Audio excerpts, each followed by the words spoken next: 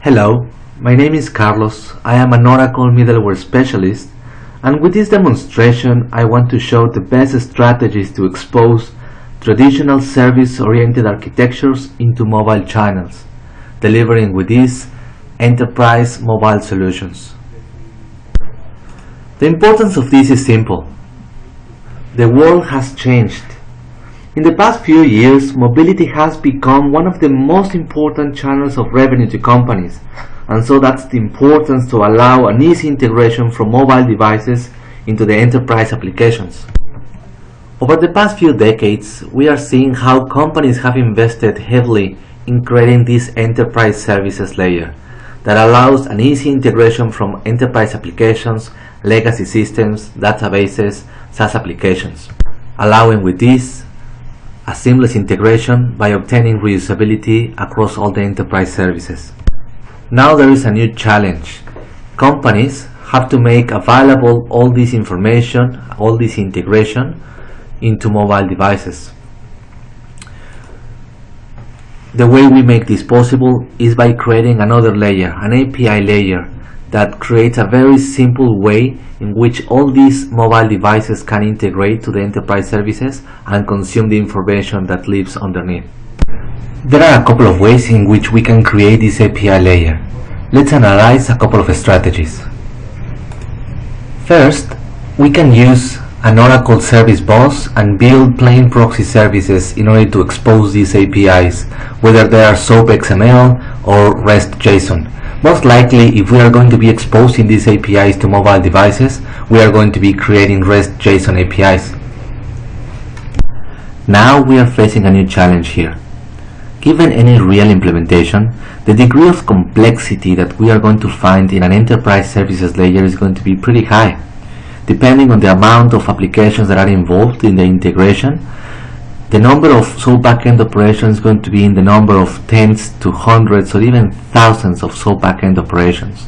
And even though we don't have to create a REST API for each of these operations, we still have to consume a lot of them. Now the question is, how and where are we going to create this complex mapping between REST APIs and the backend SOAP operations? We can do it in different ways. We can create this mapping inside the Oracle Service Bus. And even though Oracle Service Bus is the right technology to create an integration between systems, or even in this case exposing APIs, the reality is that Oracle Service Bus is not going to be the right place to create this mapping between REST APIs and the backend services. We can move this logic out of the Oracle Service Bus and put it somewhere else, like in Beeple. But once again, we are going to have to maintain this mapping logic, and just imagine every time there is a new REST API, or every time the REST API now has to point to a different backend service, we will have to go and have to maintain this mapping logic ourselves. If we want to make this easier, we can move this mapping logic into a database table, and we can use JCA DB adapters in order to connect to this mapping and get straight away what's the REST API and where is this pointing to. Unfortunately, this is again going to require some maintenance of this mapping logic, and we don't want that. We can try and thinking of using business rules in order to create this mapping logic by using decision tables. However, once again, this requires effort in creating the mapping logic and maintaining it, and that's something we don't want to do. What if we think about another solution and using the Oracle API Gateway in order to expose these REST APIs? However, we are not fixing the problem. We still have to create this mapping between REST APIs and the backend SOAP operations. And the reality is that the Oracle API Gateway is the right security product in order to provide authentication, authorization, denial of service detection, exploits detection, key validation, throttling, metering, but it is not necessarily the right technology in order to convert REST to SOAP, and vice versa. So how else can we overcome this challenge? Well, in this demonstration, I am going to show you how you can very easily create this REST API layer without having to worry about creating or maintaining the mapping between the REST APIs and the backend operations. For the purpose of this demonstration, I decided to build a job request system that allows me to simulate a SOAP-based service-oriented architecture, then expose that functionality as REST APIs, and finally consume those APIs building a generic mobile application. The architecture is quite simple. It contains three main layers: the external API layer, that it exposes the APIs to the mobile devices as well as providing the security access; the internal API layer that converts the REST APIs and connects to SOAP services; and the integration infrastructure layer that integrates by using adapters to the backend systems and creates this orchestration by building these business services. In this case, three main business services, which is a user, a job request, and notification. If we drill down into these business services, we are going to see that these are just traditional SOAP-based integrations that in this case contain some of them are mediators, some of them are BPELs, and some of them contain some of the adapters that are part of the JCA framework that helps to integrate to SaaS applications as well as underlying infrastructure. When it comes interesting is when we drill down into this internal API layer, and we can find out that that's the place in which we are converting REST to SOAP and SOAP to REST very easily without having to worry about creating or maintaining any mapping logic between REST and SOAP. Let's have a closer look to this internal API layer.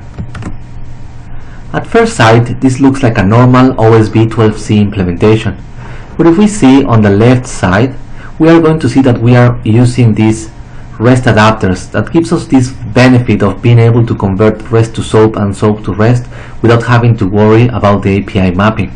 At the right, we have the traditional SOAP-based business services, and in the middle we have a simple pass-through. Let's open one of these REST adapters to see how they work. Because this REST adapter is connected to a SOAP-based web service, then we have full visibility of the contract, of the interface. The adapter is going to display which SOAP operations are part of the whistle, as well as which parameters are required for inputs and outputs. The only thing we have to do is to create the REST API resource paths that we want to expose, and then simply just map those API resource paths to whatever operation we want to map to. Let's create a new REST API from scratch so that I can show you how easy it is to do it. First thing we have to do is to right-click the pipeline that we want to expose as a REST adapter and just simply say expose as REST. In this case, I want to call my service my REST service. For the resource path, I'm just going to keep it very simple. I'm just going to say this API requires a status, and also it requires a state. I don't care about all these operations. There's only one SOAP operation that I want to connect to in this case, so I can easily remove the others, then just get the one that I am interested. In this case, I just want to connect to this operation. That's my resource API path. I don't care about IDs. In this case, I'm simply just going to send, as part of my API path, I'm going to send the status and the state. In this case, they are going to be templates. So I just need to change to templates. For the response, I want to support both XML and JSON. So I just need to tick JSON and XML. And automatically, all the mappings, all the fields, everything is going to be taken care of by the adapter. Let's click OK, and then OK again. And then we are ready to test this new REST API. All I have to do is to select my project and deploy.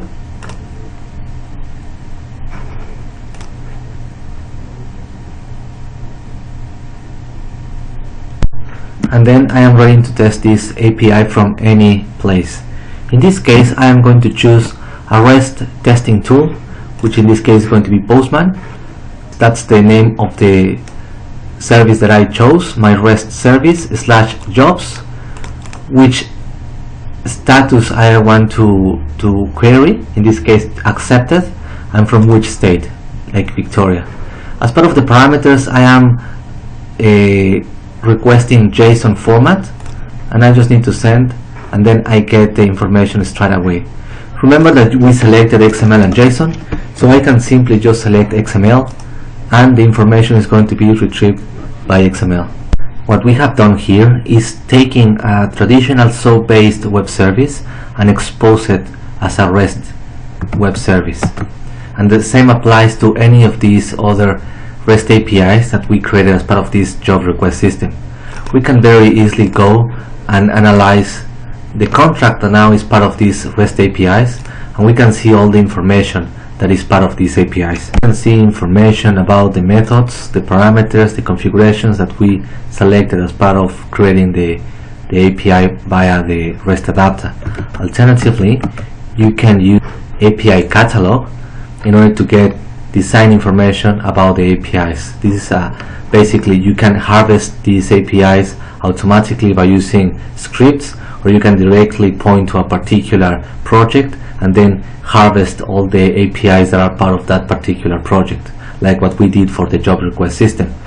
There you can also have the option to use a generic harvester that you can point to any particular whistle, like what we did for this web service that is part of the backend business services, and then once again it is going to harvest all the information. At this point we can start consuming the APIs that we just created. We can create any type of mobile application. It can be a native Android or iOS application, or it can be a hybrid application, or it can be even a web mobile application, which is what we did for this job request system demonstration. Let's go to the job request system. You can go as well if you go to jobrequest.myoracledemos.com. We built this demo using standard HTML5 and JavaScript in order to demonstrate how simple it is to consume our REST APIs from any type of technology. As mentioned before, this system has three main personas, which are the customer, the manager, and the request worker. The customer is the user who creates the jobs. A manager receives the job request and delegates to a job worker, and the job request worker receives the jobs from the manager and decides whether to accept or reject the job. This system uses Oracle User Messaging Service, or UMS for short, which allows sending notification via email and SMS when a job request is created, assigned, modified, etc. Let's log in as a manager to have a quick view of the information that is being retrieved via the REST adapter. In this case, the manager email is manager@email.com and the pin is 12345. All this information that we are seeing here is being retrieved from the REST adapters. This manager, the same as any other user, can also have the ability to create new requests to any other manager or to themselves. They can see all the open tickets, and all this information once again is coming from the backend systems. They can see all the assigned tickets, and because it's a manager, can see also all the job workers, and for each worker all the jobs requests that are assigned to that worker. In this case, let's analyze the open tickets. Let's have a look to this Fix My Printer. We can see the details, and if we expand, all this information is being retrieved from the backend systems. In this case, let's select that one and let's assign this to Mr. Worker. We receive a notification saying that this message has been sent. We get SMS notifications and email as well. And then we can see now in the assigned tickets that now this information, this ticket has been assigned to Mr. Worker, who we can call, send an SMS, send an email. We can see all the information about this ticket. Now let's log in as Mr. Worker so that we can accept or reject this message. Mr. Worker has an email that is worker@email.com, and the password and the pin is 12345 again. Once again, Mr. Worker has the ability to create new tickets for another manager or for himself. He can see also the assigned tickets. This ticket has been assigned to him. He can analyze all the details of this particular job. If he is okay with this information, then he can either accept or reject the ticket. In this case, let's accept the ticket. He accepts, and that's it. At that moment, we are going to get the notifications that this ticket has been accepted by Mr. Worker, and also the manager will receive a notification saying that this ticket has been accepted by Mr. Worker. Then Mr. Worker can see all the tickets that have been accepted by himself, like in this case, fix the printer, and then once again all the information will be retrieved from the REST adapters, and the information is coming from the backend systems. In this demonstration, we included as part of the mobile application the architecture that we followed in the implementation of this system. Feel free to analyze it from a high-level view or drill down into the particular components that made possible running this very simple implementation. I hope that with this demonstration you were able to see how simple it is to leverage the investment on building a traditional service-oriented architecture and very easily extend that functionality to expose it to the new mobile channels that make use of completely different set of protocols such as REST JSON instead of SOAP XML. If you have any question or comment, feel free to send me a note to carlos.rodriguez.iturria@oracle.com. Thank you.